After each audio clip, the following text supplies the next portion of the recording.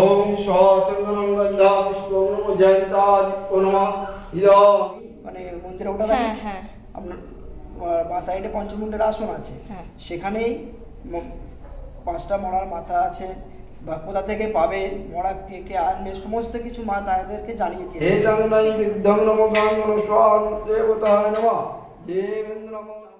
মন্দির এবং তার চারপাশ এমনভাবেই সময়ে সময়ে পবিত্র মন্ত্রধ্বনিতে মুখরিত হয়ে ওঠে এবং ভক্তরা তার মনের কোণে শান্তির আশ্রয় পায় মায়ের এই মন্দির ভ্রমণ করে।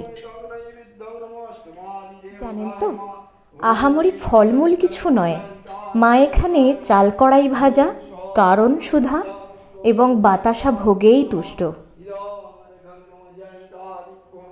মায়ের এমন লীলার স্বর্গীয় তথ্য ভিডিওর আজ প্রথম পর্ব শুরু হলো। সুস্বাগতম।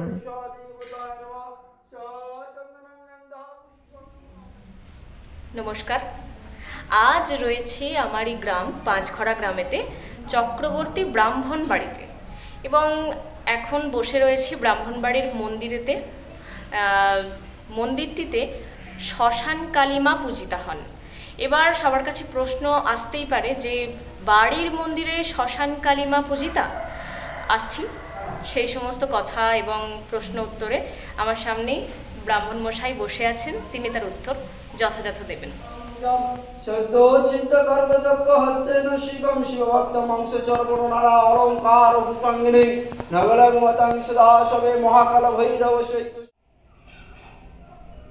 দাদা নমস্কার। নমস্কার।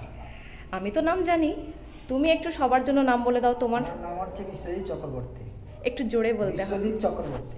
আচ্ছা, আর আমরা তো বসেই আছি মায়ের মন্দিরেতে।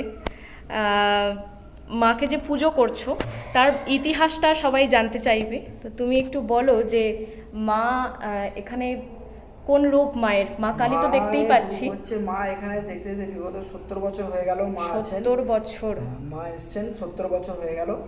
হ্যাঁ, মা এখানে রূপটা হচ্ছে শ্মশান কালী, কিন্তু মায়ের যে মন্ত্রের পূজা, বীজ মন্ত্রের পূজায় দক্ষিণা কালী মন্ত্রে পুজো হয় মায়ের। আর মায়ের অনেক ঐতিহাসিক ঘটনা আছে, তো যদিও আমি সবটা না জানলে আমি কিছুটা বলছি, যেটুকুনি আমি জানি। তবে একটু এখানে একটু থামাবো, ইতিহাস তো বলবেই তুমি সবার জন্য। মা এখানে শ্মশান কালী মানে আমরা জানি যে শ্মশানেতেই পূজিতা, কিন্তু এই মন্দিরেতে কেন মা পুজো হচ্ছেন? হচ্ছে মা যখন এসেছেন, মা কিন্তু স্বপ্নে এসছেন।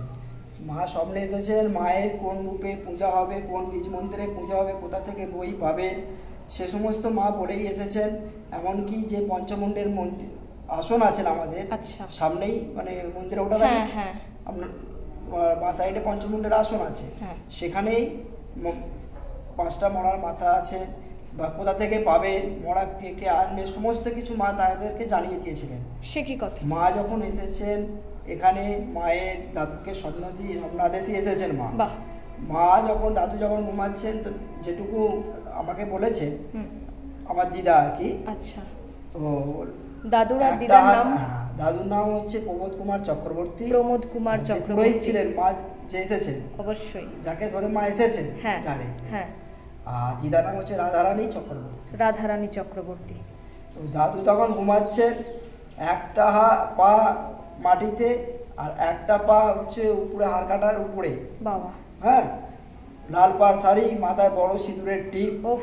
দাদু ঘুমাচ্ছেন, দাদুকে ডেকে সমস্ত কিছু, কিভাবে মা মূর্তি কোথায় পাবে, কিভাবে কোন মন্ত্রে মায়ের পূজা আচরণ হবে, সমস্ত কিছু মা জানিয়ে দিয়েছিলেন।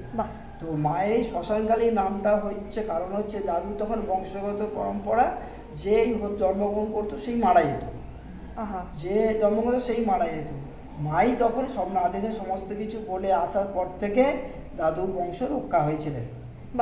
হ্যাঁ, এখানে বহু মায়ের এখানে ভর হতেন, দাদু ভর করতেন, বহু পাগল মানুষ এখানে থেকে ভালো হয়ে গেছে। হ্যাঁ, কি ভালো মানুষ, এমনকি ক্যান্সার রোগও মানুষের ভালো করেছেন। মানে মানুষ বাঁচবে না, ডাক্তার ফেরত, সেরকমও মানুষ অনেক মা তাকে সুস্থ করে দিয়েছেন। মাহাত্ম্য অনেক অনেক ভক্তরা বলেও ছিলেন যে মা তুমি এখানে না থেকে তুমি সামনে চলো, তোমার মন্দির করে দিচ্ছি। মা কিন্তু তাকে স্বপ্নে এসে জানিয়েছিলেন যে তোর মন্দির আমার চাই না, আমি যেখানে আছি সেখানেই থাকি। বেশ। প্রবোধ কুমার চক্রবর্তী যেটা প্রবোধ কুমার মায়ের মেন পুরোহিত যে ছিলেন, আচ্ছা, প্রবোধ কুমার চক্রবর্তী, তো ওনারও কিন্তু ক্যান্সারি রোগ হয়েছে, শরীর ছিল, হ্যাঁ খুবই মানে ছিলেন, অসুস্থ ছিলেন। তো তখন আমার দিদাও নাকি এখানে ছিলেন মায়ের মন্দিরে, ওটা দিয়েছিলেন সারা শরীর ঢেকে রেখে 2-3 দিন ধরে মায়ের মন্দিরে ছিলেন। কিন্তু মা অন্য একজনকে তাকে স্বপ্নাদেশে জানিয়েছেন যে ওর ওষুধ আমার কাছে নেই, ওকে নিয়ে চলে যান বাড়ি থেকে। হ্যাঁ এটা হয়েছে। মা এমনও হয়েছে হাতে গিয়ে ক্যান্সার রোগের হাতে ওষুধ দিয়ে এসছেন, খুব বেশি দূরের কথা নয়, আমাদের 5 ঘোড়া থেকে 10 মিনিট পথে 5 ঘোড়া বেড়পাড়া এক ভদ্রলোক ছিলেন, উনি আছেন। এমনকি আদানে আছে, জনাই আদান, ওখানেও আছেন, বেলঘড়িয়াতে আছে। অনেক দূর দূর শ্যামনগর থেকে আসতেন, অনেক দূর দূর জায়গা থেকে ভক্তরা আসতেন এখানে। আচ্ছা, মায়ের চরণে আশ্রয় নিয়েছেন, পুজো দিয়েছেন, সুস্থ হয়ে গেছে। অনেক পাগলও ছিল, সেই পাগলকেও ভালো করেছেন। হ্যাঁ বলেছিলেন। এমনকি আর একটা যেটা ছোট ঘটনা আমি জানি, সেই ঘটনাটা হচ্ছে আমাদেরই আত্মীয়, তো ওনার পায়ে এমনই একটা হয়েছিল, রোগে হয়েছিল, পা ফুলে গেছিল খুব, ডাক্তার ফেরত, ডাক্তার ভালো করতে পারেনি। তখন সে বাধ্য হয়ে মায়ের কাছে এসেছিলেন। আচ্ছা, মায়ের কাছে আসতে তখন দাদুর ভর হতো। আচ্ছা, সেই ভরে বলেছিলেন যে তুই তোর মাকে লাথি মেরেছিলিস। ও সেই ভরে তখন সে জানতে পারে না আমি এই ভুল কাজটা করে ফেলেছিলাম। অনেকবার তাহলে আছে জিজ্ঞেস করেছিলেন যে তুই কি অন্যায় করেছিলিস। হ্যাঁ, সে তখন লজ্জায় সবার সামনে না বলতে পেরে অনেক চিকিৎসা করেছিল। তখন ওই মাই বলেছিল তোর একটাই ওষুধ, রোগ ভালো হবে, কোনো ডাক্তার তোকে ভালো করতে পারবে না। প্রতিদিন সকালে উঠে মাকে একটা করে নমস্কার করিস ঘুম থেকে উঠে, তাহলেই তোর রোগ ঠিক হয়ে যাবে।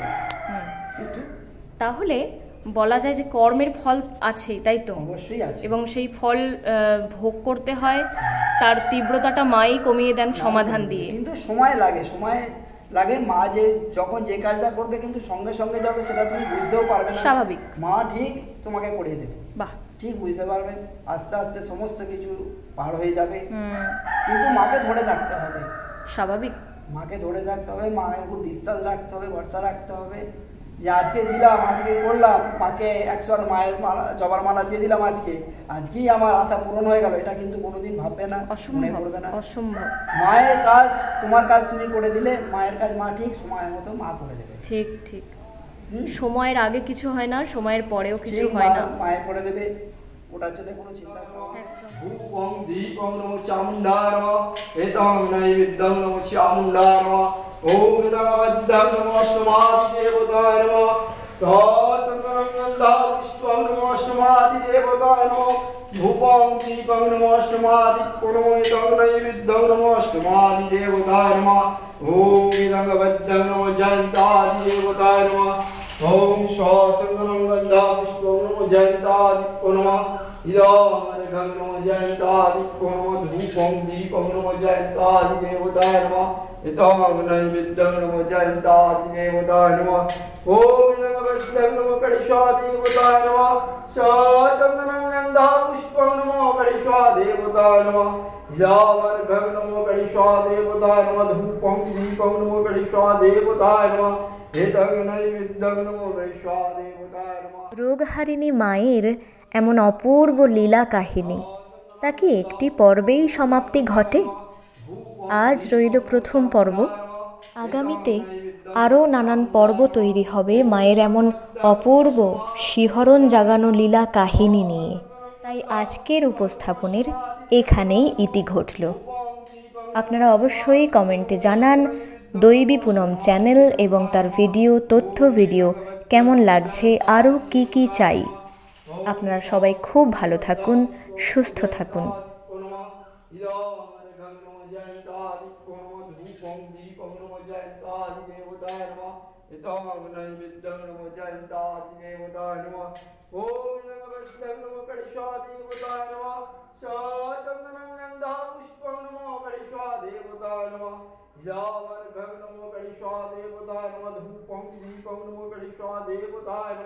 हितग्नैविद्यग्नमो वैश्वादेवताय नमः। ओम